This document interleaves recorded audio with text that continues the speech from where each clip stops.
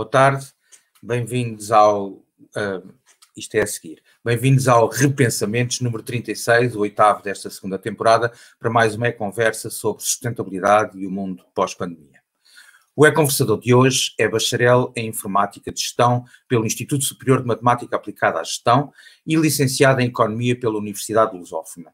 Iniciou sua carreira profissional na Associação de Municípios da Cova da Beira, de que é agora secretário-geral, e onde integrou a equipa que liderou a construção do Sistema Multimunicipal de Tratamento de Resíduos Sólidos Urbanos e a criação do Sistema de Recolha Seletiva. Ao longo dos últimos anos, trabalhou em projetos de eficiência energética, sustentabilidade ambiental e de cooperação transfronteiriça. Paralelamente, esteve também envolvido no grupo de trabalho que procedeu à criação de várias agências de energia, como a Agência Regional de Energia e Ambiente do Interior, de que é agora diretor-geral, e que representa atualmente 16 municípios da região das Beiras, Serra da Estrela e Beira Baixa. Esteve também envolvido na constituição da Comunidade de Trabalho Beira Interior, província de Salamanca, que coordena, em representação dos municípios do lado português, e que, no âmbito dos projetos de cooperação transfronteiriça que mencionei.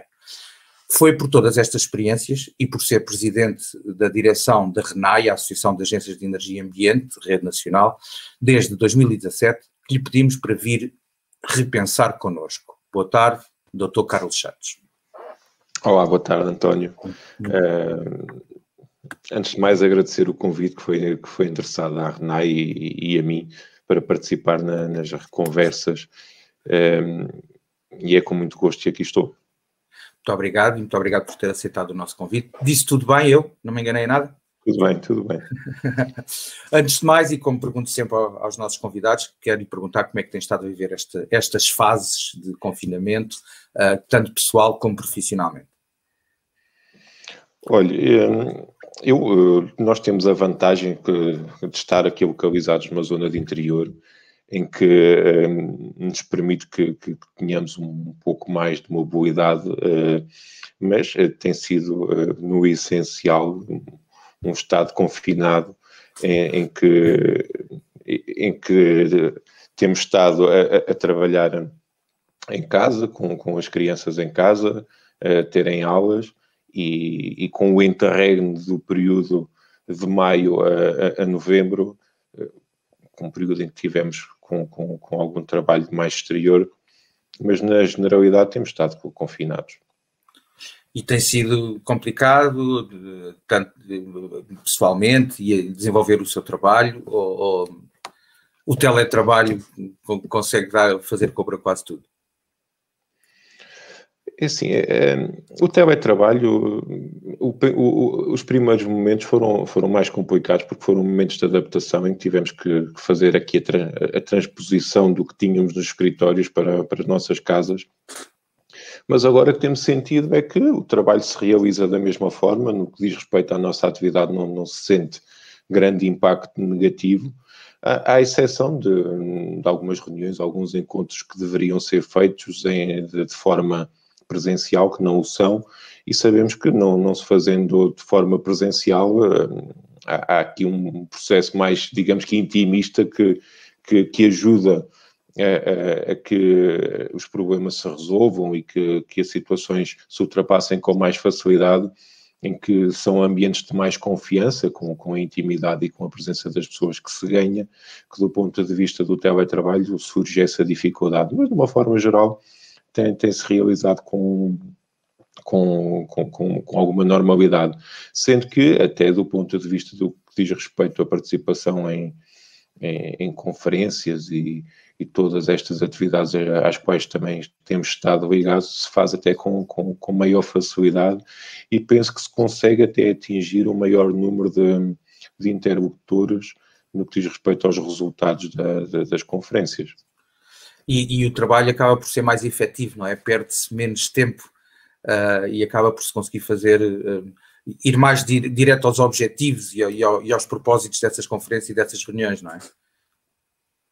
Sim, até porque, veja, o Portugal é muito pequenino, mas existem aqui algumas distâncias que têm que ser realizadas, e estas distâncias hoje já não se medem em quilómetros, medem-se em tempo, mesmo e em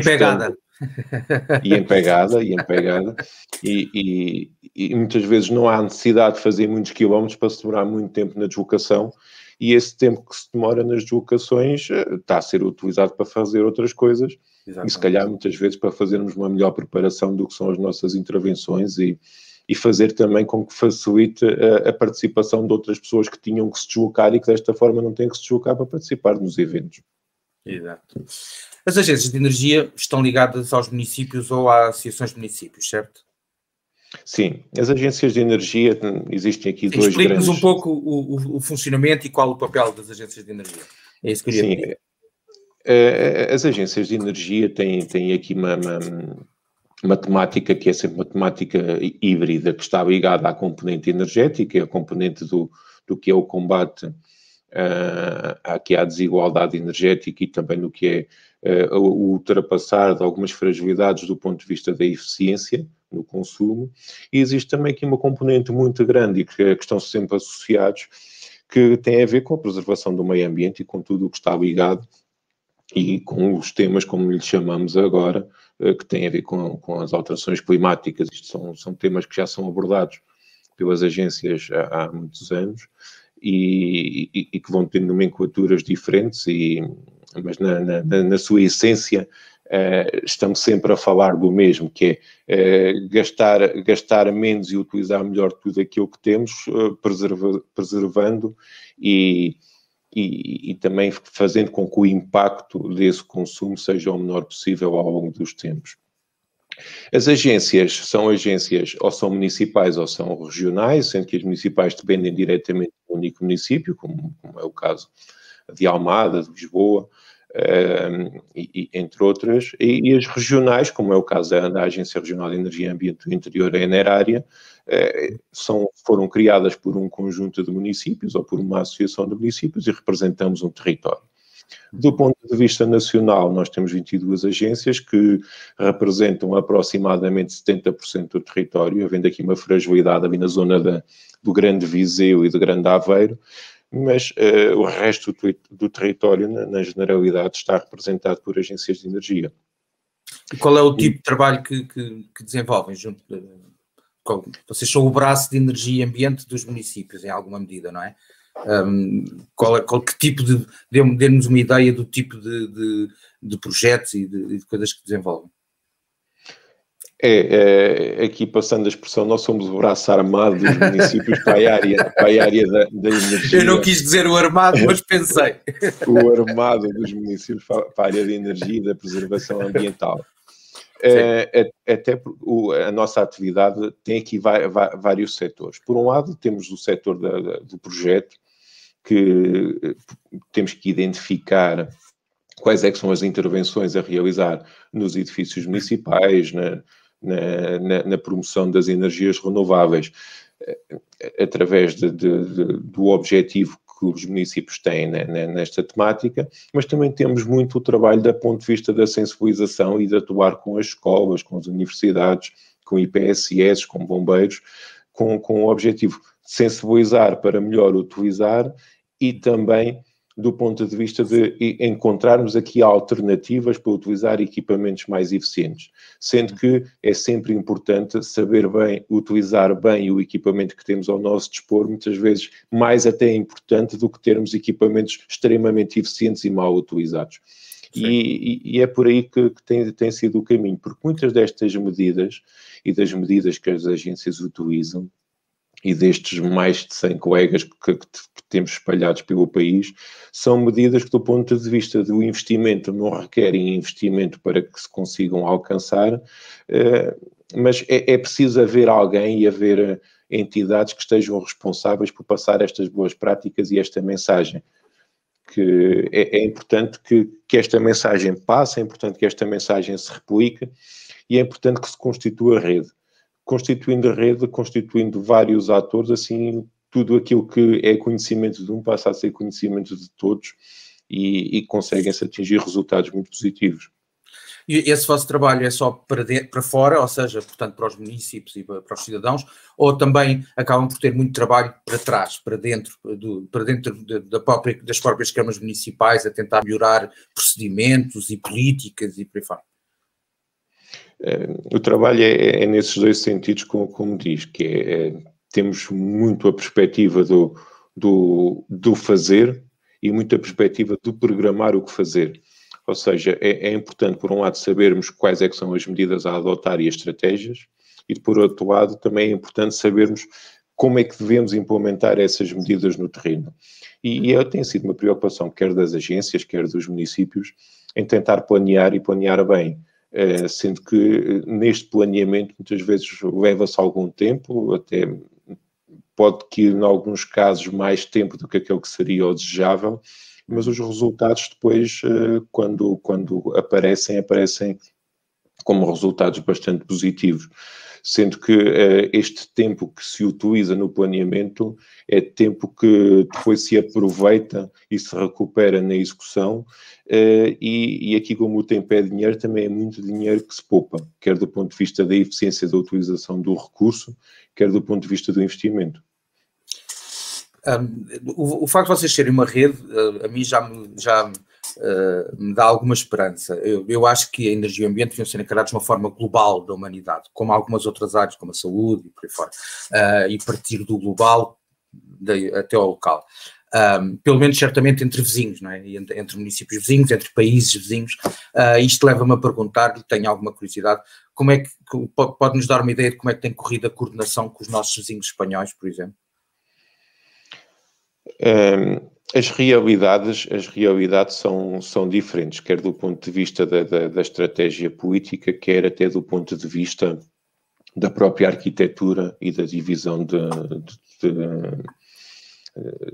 poderes em Espanha. Nós temos em Portugal as autarquias, temos as agências de energia, depois acima das autarquias temos as comunidades intermunicipais, que estão em regiões, e o país. Em Espanha, a articulação não é tão direta, porque eles têm os ayuntamentos, depois têm as regiões provinciais, depois os governos autónomos, com cada um com a sua própria autonomia, e por um lado facilita a interligação, por outro lado dificulta, porque acaba por ser diferente. E digo isto porquê? Porque nós, na região onde estamos, partilhamos aqui fronteira com duas grandes regiões, que é a região da província de Castilho e Leão e a região da província de Extremadura. São regiões que, à partida, até nos podíamos basear com legislações iguais. Do lado de cá, tudo funciona da mesma forma. Do lado lá, há especificidades que cada uma daquelas regiões tem, até do ponto de vista legislativo, que faz com que as coisas sejam diferentes. Eu dou-lhe o exemplo. Nós, um dos primeiros projetos que tivemos aqui com a nossa vizinha Espanha, sendo nós numa região raiana, foi o plano de eficiência energética, plano transfronteiriço de eficiência energética. E o primeiro trabalho que fizemos em 2003 foi recadastrar a iluminação pública. Nós cá tínhamos apenas um interlocutor, que era a EDP, o que nos facilitava o processo, e facilitou em muito, porque havendo esta interação e sendo um projeto inovador foi bastante positivo. Do ponto de vista espanhol, nos 306 municípios onde estávamos a atuar, porque eram 306 ayuntamentos, 306 freguesias, cada um tinha a sua gestão própria. Havia 306 realidades, o que mostra que tendo esta unificação, facilita. Mas do ponto de vista da ligação funciona muito bem, até porque grande parte das agências portuguesas foram criadas em parcerias com agências espanholas. No âmbito dos projetos SAVE dos anos 2000, 98 a 2008, sensivelmente. Sim. Essa unificação deste lado facilita, é pena não ser como entidade nossa de serviço público. Mas isso era outra conversa. E íamos ter que recuar 10 anos e não lhe vou passar essa batata quente. Mas pronto, mas esta tem certamente a noção que não é só eu que digo, eu diria que se salve meia dúzia, são 10 milhões de portugueses que dizem, e todos nós sofremos as consequências de nos terem tirado aquilo que deveria ser a nossa rede nacional de energia, de serviço público, de todos nós, para todos nós. e temos, mas pronto, avancemos. Como disse, não lhe vou passar essa batata quente. Não passa, até que é um tema que eu tenho até algum gosto em falar, até porque então e vou partilhar consigo este gosto que tem a ver com o seguinte: nós, do ponto de vista da energia, pagamos as mesmas taxas em todo o país. Ou seja, o interior, o litoral, as zonas urbanas, as zonas rurais pagam exatamente as mesmas taxas, o que é bastante positivo. Ou seja, o que é que se ganhou com isto? Ganhou-se todo este histórico que temos dos últimos 30 anos, desde 82, com os primeiros contratos de concessão, até a empresa ter deixado de ser uma entidade ter sido desmantelada desmantelada, mas dividida entre Rede Nacional e EDP, sim. E agora a EDP também se vai dividindo em várias, não é? Mas do ponto de vista da estrutura, a estrutura foi bem planeada, o que já não acontece com o sistema das águas, por exemplo, em que as águas, cada região do país tem um valor e sabemos que no nosso território, por cada 10 km de rede, temos 100 utilizadores. Em Lisboa, por cada 10 km de rede tem 1000 clientes. E acaba por criar aqui esta diferenciação. O que eu espero é que no futuro não se ande para trás neste processo. Ou seja, não haja aqui uma regressão em que possa haver o perigo de termos regiões diferentes, com taxas diferentes e com serviços diferentes. Ou seja, optamos sempre por conduzir a um caminho que melhore e não a um caminho que piore. E é por aí que trabalhamos. Um caminho melhor seria recuperarmos a nossa rede nacional de energia e deixarmos de dar 1.000 milhões de lucro ao ano a quem ela foi oferecida. Logo aí, 1.000 milhões, dá 100 euros a cada português, é muito dinheiro. O que é que se poderia poupar nisso, não é? Tal como eu lhe disse, eu sou a favor até de uma visão ainda mais global, portanto essa unificação parece-me bem. O que me parece mal é não ser de serviço público. Um serviço público que não é público é algo, não quer dizer que não houvesse espaço, e obviamente haveria, para contratações privadas, para parcerias com privados, por aí fora. Agora, a rede tinha que ser gerida em função de todos nós e não em função de lucros. E agora tivemos mais um caso com esta jogada das barragens e só o imposto de selo lá vão 110 milhões. Mas pronto, avancemos. Deixe-me... E agora também algo um bocadinho menos simpático, mas gostava realmente de lhe colocar esta questão. Para quando obrigarmos novas construções e os grandes consumidores, como fábricas e grandes superfícies comerciais, a captar a energia que consomem, tornando-se autossustentáveis? E estou a falar logo a partir das licenças de construção para o novo,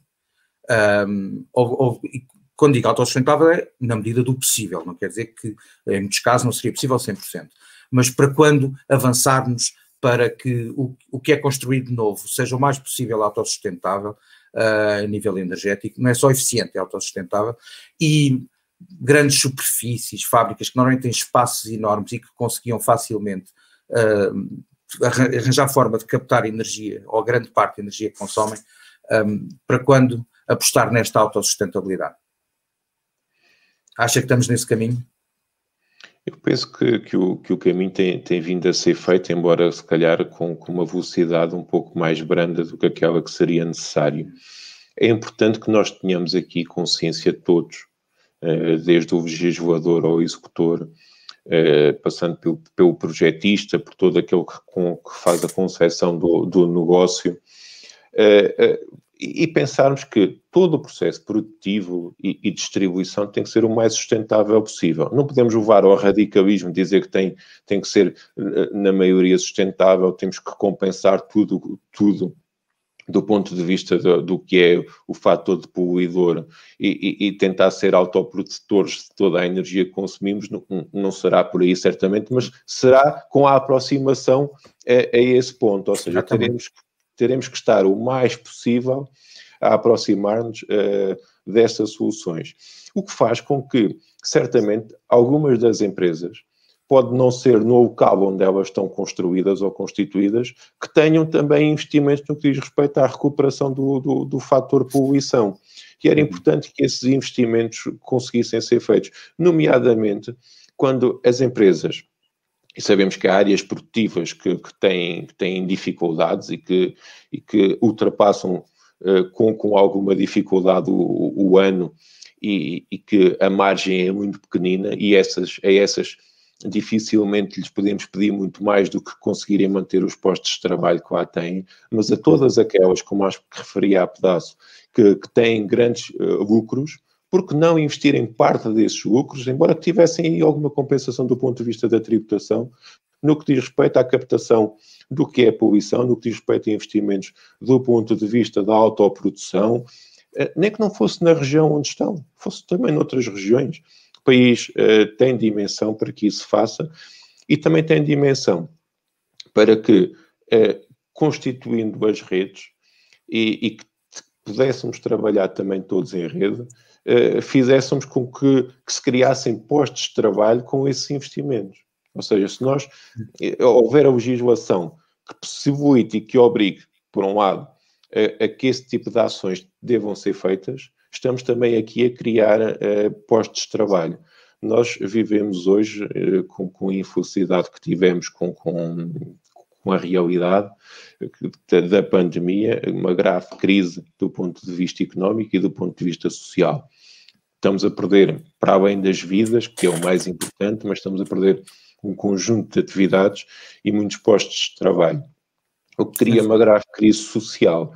Esta crise social podia ser atenuada com esses investimentos na área ambiental e energética e criaria certamente um conjunto de postos de trabalho e fazia também uma outra coisa, era que se calhar conseguíamos com esta medida fazer com que zonas com menor número de pessoas passassem a ter mais pessoas porque se investiria mais nessas próprias regiões. Sim, até porque qualquer dia Portugal afunda-se, não é? Estamos aqui todos na zona costeira e o interior continua muito deserto. Mas, pegando naquilo que disse, falou da diferença entre aqueles que têm pouco lucro e os que têm muito lucro. A questão é que há muita noção de que o investimento no sustentável é caro. Na realidade, cada vez vai sendo menos e também cada vez vai dando mais lucro. Nós temos aqui por baixo uma empresa, aqui numa destes nossos apoiantes, que faz parte de um grupo que, entre outras coisas, decidiu, agora, quando comprou novas instalações, pôr painéis solares. E chegou à conclusão que aquela captação chega não só para aquelas instalações, e eles juntaram um grupo todo de empresas numas instalações só, e mesmo assim, são umas instalações consideráveis que vão pôr, agora quando passar a pandemia, agora está tudo muito em teletrabalho, mas que vão lá ter algumas centenas de pessoas. Chegaram à conclusão que aquela captação chega para serem autossustentáveis, incluindo toda a frota elétrica, porque eles já passaram os carros praticamente todos para elétricos, alguns em híbridos plug-in, porque os vendedores foram mais difíceis de convencer a passar para elétricos, já estão arrependidos, já querem também elétrico. Mas como ainda sobra, e então conseguiram já ser registados como fornecedores de energia, e vão acabar também a fornecer energia a algumas empresas ali à volta. Ou seja, aquele investimento, além de conta de eletricidade quase zero neste momento, porque é uma empresa que trabalha a dia, portanto, que é quando está a captar, está a usufruir de energia que capta quase diretamente, vai ser também pago não só nessa redução da enorme fatura de eletricidade, como no fornecimento de energia ali à volta, com condições favoráveis para as empresas vizinhas e olha, criaram mais um negócio e, portanto, vão ter essa faturação também. Portanto, a percepção de que o sustentável ainda é caro, como saberá melhor do que eu, hoje em dia já é um estigma, já está muito desatualizado, não é? É um estigma, está desatualizado e em coisas tão simples como mudar a iluminação interior de uma casa. Sim. É um investimento, é como disse, é um investimento, não é? Naquele momento é um investimento, mas que se paga rapidamente. que se paga rapidamente. O que acontece é que, quer nas casas particulares, quer nos edifícios públicos, sejam eles públicos do ponto de vista do proprietário, quer do ponto de vista da utilização, muitas vezes a estratégia é substituirmos por eficiente a partir do momento em que o atual se estraga. Sendo que, se optarmos pela política de verificar quanto é que o equipamento eficiente nos ajuda a poupar, essas contas são tão fáceis de fazer que no dia a seguir estamos a substituir o eficiente. E este investimento são investimentos que, na maior parte dos casos, não são grandes e têm retornos bastante rápidos. Sim. E como diz, é um processo das empresas que referia mais evoluído, que é a partir do momento que fazem o investimento, conseguem investir para consumo próprio ainda para disponibilizar para outras entidades e passam a ter mais um setor de negócio. Exatamente. Do ponto de vista das autarquias, das IPSS, estamos a falar de situações muito semelhantes, ou seja, a partir do momento que conseguimos investir reduzindo o nosso consumo e produzindo energia para o que são as nossas necessidades, por um lado conseguimos estar autónomos, por outro lado conseguimos gerir muito melhor quais é que são os nossos custos e faz com que esse investimento que é feito e o retorno do mesmo possa estar a ser reinvestido noutras áreas. Nós aqui costumamos sempre defender que devemos nos concentrar em fazer o primeiro investimento. Depois de fazermos o primeiro investimento, tentar capitalizar a poupança para outros investimentos. E com isto conseguimos fazer prova de que é fácil reinvestir com as poupanças que geramos. Exatamente.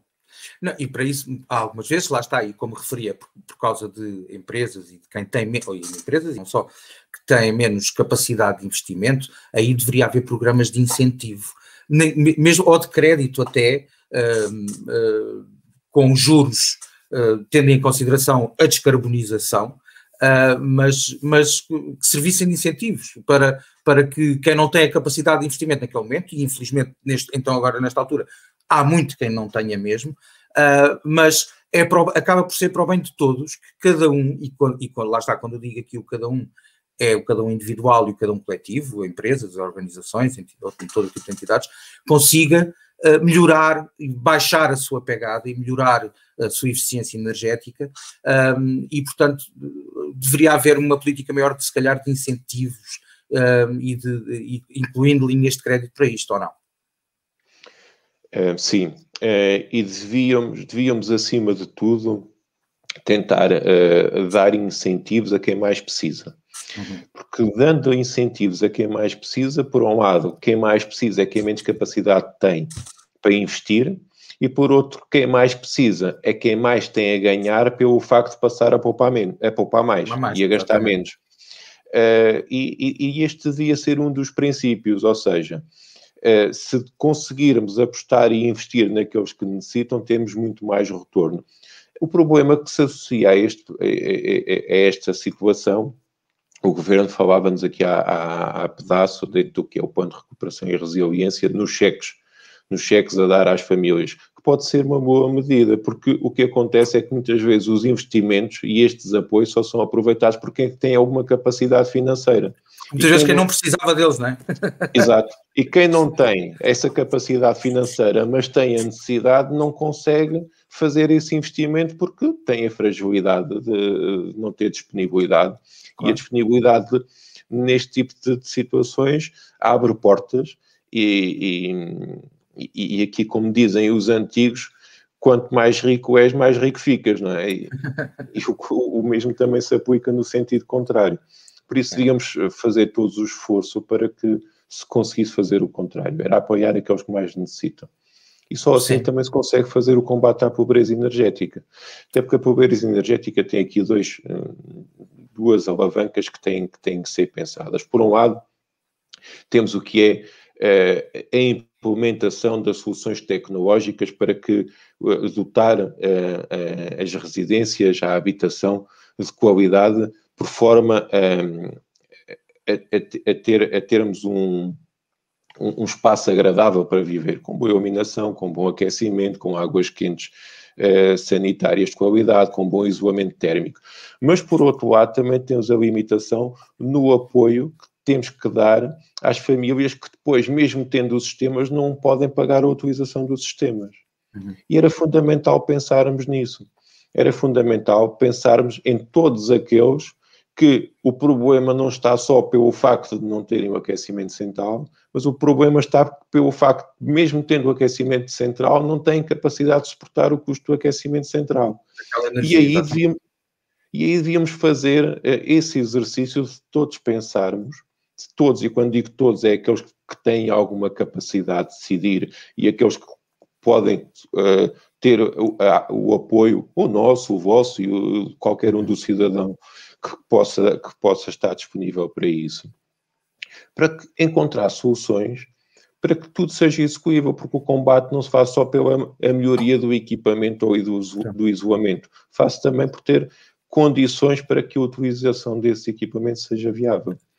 E acha que isso se consegue, por exemplo, com a fiscalidade verde? Eu ainda há dias estive a falar também com o representante do Giota e eles estão muito empenhados nisso e, no fundo, a fazer policy papers, etc., para entregar ao governo com medidas concretas de fiscalidade verde. Ou seja, partindo do princípio poluidor-pagador, mas em que quem mais polui, mais paga. Aliás, para já criando tetos de poluição, dali para cima não se pode, acabou. Mas quem polui mais paga por essa poluição e essas verbas serem depois, lá está, para incentivar projetos e ajudar a quem não pode investir para poluir menos. Acha que através da fiscalidade verde se vai conseguir isso também? Eu penso que se vai conseguir parte do objetivo, sendo que temos que ter alguma atenção. É que normalmente, e em situações normais, um cidadão, comparado com o outro cidadão, aquele que mais recursos económicos tem, à partida polui menos.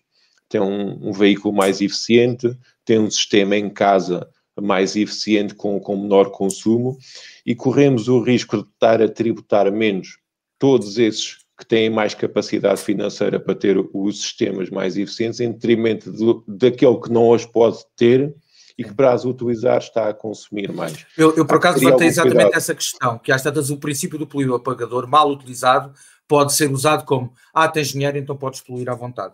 E os outros que não têm dinheiro acabam por ser sobrecarregados pelo facto de não conseguirem investir em poluir menos, não é?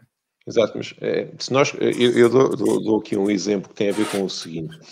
Se nós conseguirmos fazer, e agora no plano do edifício habitacional, se nós conseguíssemos fazer com que todas as habitações que têm carência do ponto de vista energético, nomeadamente na climatização, que elas tivessem climatização elétrica e que associado ao apoio da climatização elétrica tivessem um solar fotovoltaico, conseguíamos gerar energia para que essa climatização elétrica pudesse produzir e automatizar o sistema por forma, quando há sol, aproveita o recurso energético que é gratuito para produzir o aquecimento de águas quentes sanitárias, o aquecimento da habitação.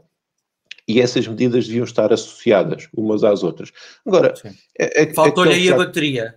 Faltou-lhe aí nesse sistema, faltou-lhe a bateria, porque normalmente está-se a captar de dia e a gastar à noite. E o formato que está a ser incentivado agora é captas de dia, ofereces à rede e depois vais buscar à noite com desconto. O mais sustentável não é isso, não é? Mas eu a seguir tenho perguntas de autoconsumo para lhe colocar, mas desculpe-me ter interrompido, siga. Não há problema. Mas, ou seja, o conceito é este, darmos as condições para a pessoa, para o cidadão produzir e gastar aquilo que produz, com baterias, injetando na rede e ficando com o crédito na rede para depois consumir quando necessita. Ou seja, tem que haver aqui um sistema de compensação, mas sempre apostando naquele que mais precisa. Não é apostando naquele... nem valorizando uma coisa que muitas vezes faz de forma errada, e tivemos esse exemplo nos programas operacionais na administração pública, que é valorizamos e premiamos todos aqueles que têm classe energética superior. Ou seja, eu tenho o edifício A e passa a A+, tenho 50% de apoio. Tenho o edifício D que passa a C, só tem 30%, quando o esforço para passar a C é muito maior do que passar da A para A+. Ou seja, nós devíamos fazer isto era o inverso, era apostar naqueles que têm menos características e que têm uma classe energética mais baixa, para conseguir que esses todos se aproximem. Se calhar não precisamos que sejam todos A+, mas se todos nos aproximarmos do A ou do B, já estamos a fazer um grande serviço. Até porque a diferença de pegada, corrijam-me se estou enganado, de A para A+, é muito menor do que a de D para C, certo? Exato. Portanto, se conseguirmos tirar muita gente do D, que é já um nível de poluição realmente e de falta de eficiência muito grande. Se conseguimos passar muitos para C, é muito mais importante do que aqueles que conseguem passar de A para A+, não é? E fazemos uma coisa, é modernizar o parque habitacional, ou seja, nós temos todos esses edifícios que são Ds e Es, que são edifícios com 40, 50, 60 anos. E devíamos apostar nesses edifícios porque a reabilitação muitas vezes é mais importante do que a construção, até porque com a reabilitação nós não deixamos sair dos centros da malha urbana quem lá está. Exatamente. E para continuar a ter todas as zonas povoadas tem que haver construção nova, sim, tem que haver, mas também temos que reabilitar aquilo que já está construído. Como já deve ter percebido, nós na Ecomut defendemos que devia apostar-se muito no autoconsumo e nas comunidades geradoras de energia, porque o autoconsumo, nós aqui incluímos o autoconsumo individual, mas o mais importante nem é a minha casa e a sua, o mais importante é a fábrica, a grande superfície, por aí fora, ou até, por exemplo, o condomínio é mais importante do que a casa de cada um. Portanto, ou seja, é o autoconsumo local, regional, o de proximidade, e as comunidades geradoras de energia podem ser um passo muito importante nisso. Houve notícias agora recentemente, no ano passado tinha havido em relação ao autoconsumo, temos estado a conseguir desbloquear algumas coisas que os grandes interesses energéticos, chamemos-lhe assim, têm mantido algo bloqueado. Mas eu acho mesmo que o caminho devia ser apostar nisto para cada vez mais a rede funcionar como um backup. Ok, estamos um mês sem sol, um mês sem vento, ou por aí fora, precisamos obviamente ter uma rede. Ou estamos a consumir mais do que conseguimos captar, precisamos ter uma rede. Eu não tenho, obviamente, não estamos a falar de radicalismos. Agora, gostava que comentasse isto, o caminho não devia ser cada vez mais o local, a produção e a geração a distribuição local caminhando a rede para ser um backup. Concordo. Nós temos que combater acima de tudo o desperdício. Sabemos que o transporte na maior parte dos casos é desperdício. Entre outros problemas, desculpe-me interromper, nos Estados Unidos, por exemplo, há muitos casos, como são terrenos que ficam baratos, os debaixo das linhas de alta tensão e tal, e agora estão com problemas gravíssimos de cancros nas crianças e tal, porque foram lá parar as creches e essas coisas. Não há ainda, tem-se conseguido evitar que estabelecer uma ligação direta, mas alta tensão nós sabemos que não é a mesma coisa que aqui os fios nas nossas paredes, não é? Aquilo cria mais alguns problemas. Mas desculpe, continue. E dizendo, este combate que deve ser feito ao desperdício vem também por aí, ou seja, se nós não tivermos que distribuir a longas distâncias e gastarmos a energia no local onde a produzimos, deixamos de ter essas perdas na rede e na distribuição. O que acontece na água, acontece na energia, acontece em todos os serviços, e hoje estamos com esse problema nas linhas de internet, que existem um conjunto de soluções que com o teletrabalho passaram a ser de caráter obrigatório e é tão incentivista de cima da rede este tipo de serviço que a rede acaba por ficar frágil. E do ponto de vista energético também. O que é que importa aqui? Importa dimensionar os sistemas em função do que são as necessidades. Certamente. Mas no fundo, desculpe, estamos a fazer transferência do carvão, etc., para grandes centrais, por exemplo, estão a ser feitas, construídas e adjudicadas já e projetadas grandes centrais fotovoltaicas. Não era preferível várias pequenas distribuídas? Se calhar a conjugação das duas coisas é importante. Devemos ter as grandes centrais fotovoltaicas em substituição das grandes centrais a carvão. encantados e pode ser uma boa solução. Mas isso não substitui o localizado. Exato, não substitui o localizado. Se nós tivermos o localizado, sabemos que essa tal grande central consegue levar o serviço aos locais onde, de forma localizada, não podemos ter essa solução, mas onde pudermos ter essa solução, por que não tê-la? E aí sim deviam estar os incentivos. Era incentivar a que se pudessem fazer esses investimentos, privilegiando os locais onde eles iriam ter consumo e, por que não, ao fazermos isso, também privilegiar todos aqueles que não podem. Exatamente. Podia vir por aí a compensação. Exatamente. E agora o que é que interessa legislar? Interessa legislar de forma a que isto possa ser feito com cabeça, tronco e membros e que possamos produzir a energia sabendo que ela vai ser utilizada por quem a necessita e por quem fez o investimento para a sua utilização e não acontecer como se dizia há pedaço, que produzimos, injetamos na rede, depois quando necessitamos compramos a 50% daquilo que com redução de 50%, mas continuamos a pagar com valores altos. A energia que lá pusemos. A energia que lá pusemos, ou seja, tem que haver aqui uma boa relação. Havendo essa boa relação, não estamos numa solução hoje, não estamos numa solução ideal, mas já alguma coisa foi feita. Sim. E nós desde 2008, com as microgerações, sendo que o princípio à data, e todos temos a facilidade de olhar para trás e pensar foi mal feito, e se fosse hoje tínhamos feito de outra maneira, mas hoje também conhecemos coisas que não conhecíamos há 10 anos atrás, e há 12, e há 20, e há 30, ou seja, com a realidade que tivemos à data, o que foi feito foi bastante positivo, importa ver o que é que foi bem feito e o que é que foi mal feito, e irmos corrigindo. Se formos corrigindo, estamos sempre a melhorar. Agora, se formos cometer os mesmos erros, alguma coisa não está bem. Agora, se não cometermos os mesmos erros, devemos continuar a fazer essas apostas. E a aposta é exatamente essa, é aproximar o local de consumo do local de produção. E aí como em tudo, não é? Como em tudo o resto. Como em tudo o resto, claro. Se nós tivermos aqui carne de bovino, não há necessidade de trazer carne de bovino de qualidade de outros locais, não é? Sim, e mais uma vez aqui, eu não é para ser radical, podemos continuar a comer couves de Bruxelas, não podemos é ter a nossa, e o couves de Bruxelas até acredito porque as couves não são de lá, mas pronto, é pela imagem, não podemos é basear a nossa alimentação, subsidiar para destruir a plantação de couves aqui e passarmos a comer só couves de lá, que é o que infelizmente se andou a fazer durante algumas décadas. Acha mesmo, na energia e no resto, que isso está a ser corrigido?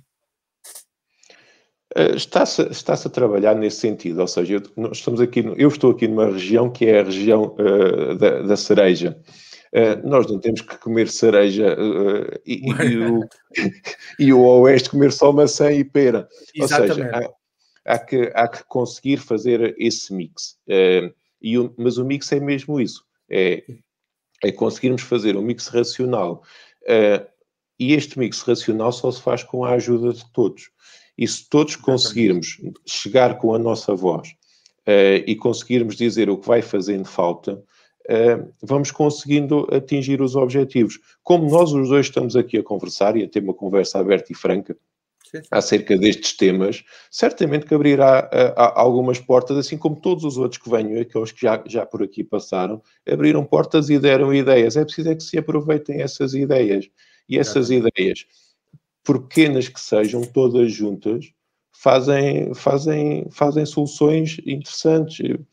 Nós costumamos defender nas agências, até porque as agências de energia, como falávamos, cada uma delas é uma rede e a RENAI por si é a rede de todas elas. Se não trabalharmos em rede, se não fizermos esta partilha entre o que é o conhecimento de uns e partilharmos para os outros de forma que nós estejamos a pensar num retorno, de forma desgarrada do processo, ou seja, nós partilhamos de coração, fazemos com que tudo isto seja muito mais fácil de implementar, porque senão era aquilo que há pedaço dizíamos, não era só com os 100 técnicos que temos no terreno das agências de energia que se conseguia fazer o trabalho que se faz. Consegue-se porque se aproveita o conhecimento de cada um e se partilha por para todos. Os outros todos. Exato. E tem conseguido, por exemplo, a nível, sei lá, de áreas metropolitanas em que há várias agências de energia, vocês têm conseguido, no fundo, fazer o bypass para que haja maior cooperação a nível energético? Eu penso que se há bom exemplo do ponto de vista da relação entre entidades é entre as agências de energia. Eu constatei. As agências de eu constatei. energia, pois é, e tem participado connosco nos eventos e nós temos sempre agradecido a sua participação. É um prazer. E que vê-se exatamente isso. É uma participação aberta e franca de todos, porque sabemos que colocando todos o que é o conhecimento num determinado banco, também conseguimos ir a esse determinado banco buscar o que é o conhecimento dos outros e utilizá-lo para nós. E isso é feito de tal forma que, desgarrada do processo e sem uma segunda intenção, faz com que as coisas funcionem de forma muito aberta. É claro que nós não podemos que isto se faça da mesma forma do ponto de vista empresarial. Não pode ser feito. Agora, do ponto de vista empresarial, o que é que se ganha com processos semelhantes? A tecnologia, nós temos assistido ao longo dos anos, que vai sempre reduzindo de preço. Ou quando não reduz de preço, aumenta muito a sua eficiência. Uhum. E também tem havido ganhos e tem havido um bom aproveitamento do que é o conhecimento das entidades todas e todos aqueles que investigam e que exploram, assim como das universidades. Nós temos nas agências, quase todas, temos as universidades como sócios e como parceiros. E aqui é um ganha-ganha, ou seja, nós ganhamos na transferência de conhecimento e ganhamos muito com a transferência de conhecimento que nos dão a nós. Exatamente. E é sempre positivo quando olhamos para estes processos dessa forma. Eu ainda tinha mais algumas questões para pôr, mas já estamos no fim do tempo e vou aproveitar essa nota, esse tom positivo e de postura positiva para lhe colocar a última questão que coloco sempre a todos os conversadores que aqui vêm. O que é que acha que podemos e devemos fazer, cada um de nós? Agora não estou a falar só de energia, estou a falar no geral. O que é que acha que cada um de nós pode e deve fazer para melhorar o mundo que tínhamos antes? Eu penso que nós temos que todos nos concentrar em resolver o que é a crise económica e a crise social que a pandemia nos trouxe, nunca deixando de fazer o que é a nossa atividade normal. Eu assisto que nós neste último ano, ao contrário se calhar do que se diz e do que possa parecer, que as pessoas não se aproximaram, acabou por haver aqui um stress pandémico que faz com que exista aqui um stress interrelacional que tem que ser ultrapassado depois da crise. E ultrapassando o que é o stress relacional, consigamos nós estar no caminho daqui do que é o processo produtivo, a distribuição e a eficiência do processo da distribuição, da produção, organizarmos e também pensarmos que, e se calhar a pandemia aí abriu-nos um pouco a mente, de que não interessa só apostar e investir na melhoria daquilo que já é bom, temos que conseguir fazer chegar tudo aquilo que ainda não é bom a um nível razoável, do ponto de vista da atitude empresarial, do ponto de vista do que é a renovação e a reabilitação habitacional de edifícios públicos, conseguimos chegar a soluções que sejam muito perto das ideais. E quando não são as ideais, para aí se caminha. Ou seja, se conseguirmos definir um objetivo, temos de traçar as metas até chegarmos a esse objetivo e tem que se fazer. Não temos que fazer tudo de um dia para o outro, mas temos que fazer e temos que planear. Às vezes há algum déficit de planeamento porque não há tempo para planear e fazem-se as coisas de forma muito abrupta e muitas das vezes é preferível termos mais algum tempo para pensar nos assuntos do que começar logo a fazer e não fazermos bem. Não funcionar sempre e só em modo de sobrevivência, não é? Exato. Planear mais. Carlos, muito obrigado. foi uma excelente conversa. Acho que nos trouxe algumas coisas para repensarmos todos. E vamos vendo por aí, espero eu, inclusivamente, no próximo encontro das agências de energia, onde eu espero estar mais uma vez, porque é sempre interessantíssimo assistir ao espírito de cooperação e de sede de cooperação que se sente naquele evento, de quererem partilhar experiências e de ajudar a andar para a frente. Muito obrigado. Bem, eu é que agradeço, foi um gosto estar aqui e contamos consigo, assim como pode contar connosco para o que necessitar. Havemos ter projetos em conjunto. Muito obrigado. Boa tarde. Quanto a nós, tenho a dizer que o repensador de amanhã será o Tiago Santos Pereira, diretor do Shopping Resort Ubo, na Amadora. Vamos falar de boas práticas de sustentabilidade nas áreas do retalho e da distribuição e ainda mais algumas coisas. Por hoje, fique saudável e aproveite também para repensar. Até sempre. Até já.